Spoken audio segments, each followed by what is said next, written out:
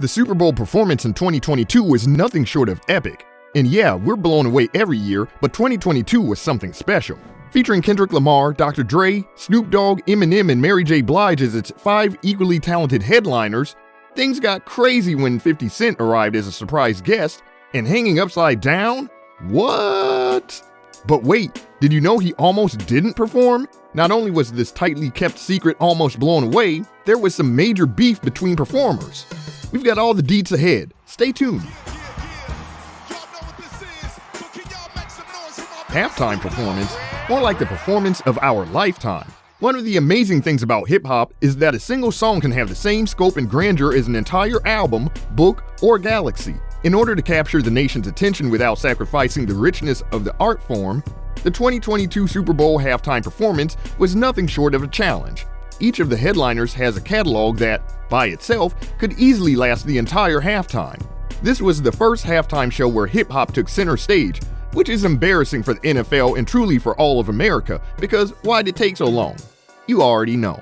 Anyway, instead of being intimidated by the magnitude of the task, the performers pulled off a stunning, nearly overwhelming celebration. The halftime show's stage appeared unlike any other. Dr. Dre, the king of West Coast hip-hop, played a natural ringleader throughout the performance, and it was no coincidence that he launched the event from behind a massive mixing board. Snoop Dogg strolled along with his signature ease. Blige relaxed on the sofa while Eminem performed. But it was when 50 Cent arrived as a special guest that the crowd went wild. The performance was amazing, but it was impossible to ignore its societal relevance.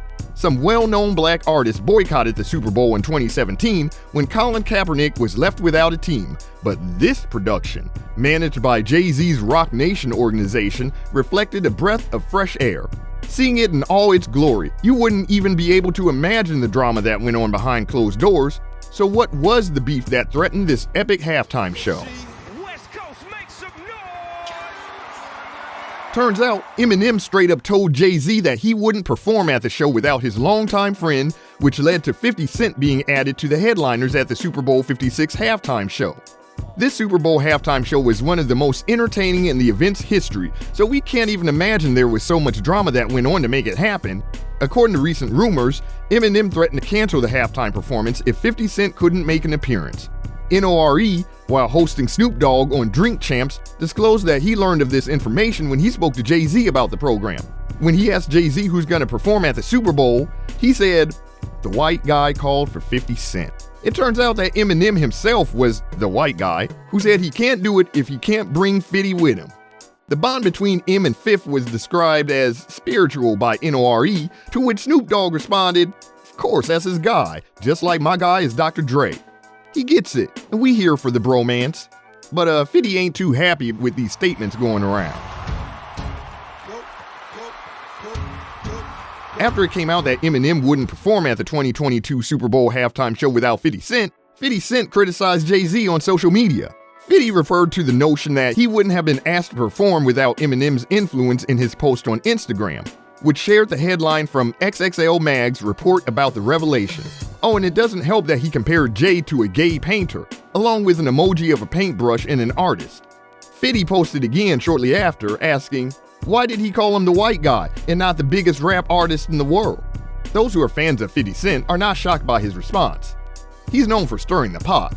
In the past, he's angered Madonna by calling her sexy lingerie shoot the funniest crap, praising Dave Chappelle's flawless DaBaby joke, and once said he would take on Floyd Mayweather. Well, 50 did show up at the performance, regardless of the beef, and he did so while playing his timeless song in the club, Hanging Upside Down. But according to Fifth, who turned back to Instagram to address headlines, disproved NORE's assertions, and compared Jay-Z's hairstyle to Jean-Michel Basquiat's, the events didn't exactly unfold as NORE remembers them. But hey, 50 Cent got his fair share of drags, and it came from the viewers. Following his performance in the Super Bowl 56 halftime show, people have criticized 50 Cent's appearance. Unfortunately, despite the fact that the show itself was amazing, many fans still had something negative to say. Some viewers were compelled to comment on the celebrity's new look and recollect how he once mocked Madonna online by suggesting she was too old to wear fishnet stockings. Despite the criticism of his weight, the rapper has received support from his loyal fans. Many people were surprised by the criticism of 50 Cent's appearance, although the rapper has previously made news for openly disparaging women's appearances. The rapper got into trouble with his fans in August 2021 for making fun of plus-sized women on social media, and that ain't ever gonna end well. Don't do it. In the late 90s and early 2000s, Jay-Z and Nas were embroiled in a nasty battle that lasted for years. Remember Ether? You know you do. Up until 2018, they continued to insult one another. In fact, it took some convincing by the two New York rappers for Dr. Dre to perform at the Super Bowl. Dr. Dre admitted that up until he spoke with Jay-Z and Nas, he was on the fence about performing at Super Bowl 56. This was revealed during a recent interview on the podcast Work Out the Doubt, hosted by fitness entrepreneur Dalvet Quince. The hip-hop mogul claimed he was hesitant about the halftime performance in February because he didn't want to appear to be a sellout. I understand the struggle. After Colin Kaepernick knelt during the national anthem to denounce racial justice and police brutality in the United States, and the NFL's response to the kneeling by seemingly blackballing Cap, the NFL came under fire for their actions. But after talking to Hov and Esco, Dre was persuaded that doing the performance was a smart move. Snoop Dogg, Eminem, Kendrick Lamar, 50 Cent, Mary J. Blige, and Anderson .Paak all performed on the same stage as Dr. Dre. At Inglewood's SoFi Stadium, Anderson .Paak provided the music for the Los Angeles Rams' 32-20 victory over the Cincinnati Bengals. The all-star group played timeless songs like Tupac's California Love, The Next Episode, and Still DRE. In fact, it was so epic that it's been nominated for five Primetime Emmy Awards.